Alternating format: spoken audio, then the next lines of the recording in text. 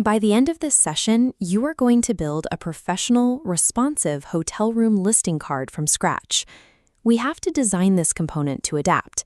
If you hard-code a box to be exactly 400 pixels wide, it might look fine on a wide tablet view, but it will overflow the boundaries of a narrow mobile screen, resulting in a broken layout. Before we start, ensure you have the Flutter SDK installed, your editor is open, and you are comfortable rendering basic, single widgets to the screen. Moving beyond simple screens requires a shift in how you think about structure. You have to master Flutter's foundational layout architecture. To place items side by side, use a row widget, like a train track with connected carriages. This horizontal track is our main axis. You can distribute items using commands like space evenly for equal gaps, or space between to push items to the outer edges. You can see the result here. By placing 5-star icons inside a row and applying space evenly, Flutter automatically calculates the screen width and aligns them with mathematical precision. This makes the row widget the primary tool for any side-by-side component design. The column widget is the counterpart to the row. Instead of a train track, think of it as an elevator shaft, where widgets stack vertically, one on top of the other. Because a column is essentially a rotated row, the alignment commands work the same way. They just operate on flipped planes. Your main axis now points down the shaft, while the cross-axis manages horizontal alignment. Stacking items vertically introduces a common constraint. Since your phone screen has a fixed height, exceeding that limit will break the layout. This is what that looks like in practice. When a stack exceeds the boundary, Flutter paints this yellow and black striped warning tape across the bottom of the screen. This is an overflow error. Understanding these screen boundaries is necessary before we start layering multiple structural elements together.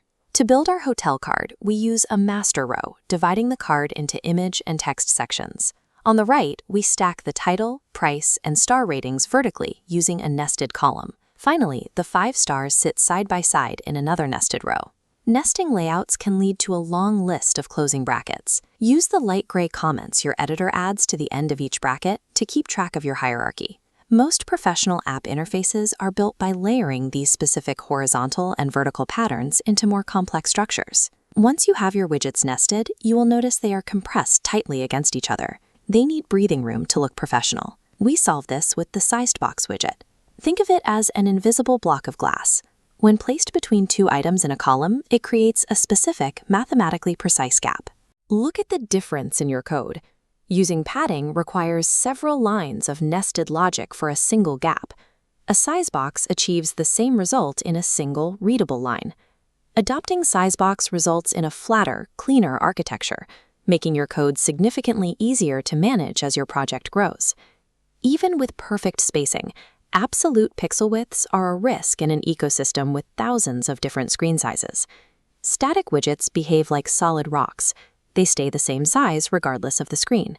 The expanded widget acts like a liquid. It tells a widget to fill every pixel of remaining empty space in its row or column. You can distribute space proportionally using the flex property. In this example, the blue box is assigned 2 shares, while the orange box gets 1. Flutter calculates the screen width and divides it 3 ways automatically. While expanded forces a widget to stretch and fill the space, the flexible widget is more conditional.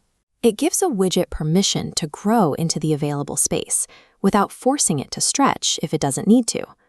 Mastering these mathematical constraints is what allows an app to look professional across the entire spectrum of mobile devices. You now have a completed hotel room listing card that adapts to different device sizes without layout errors. You have mastered the core structural toolkit: rows for horizontal alignment, columns for vertical stacking, sized box for spacing, and expanded for fluid constraints. But consider this. What happens if your database pulls 50 identical hotel listings? Those 50 cards will quickly exceed the vertical limits of your screen. Static layout constraints are the prerequisite for the next stage, handling dynamic scrolling and list interactions.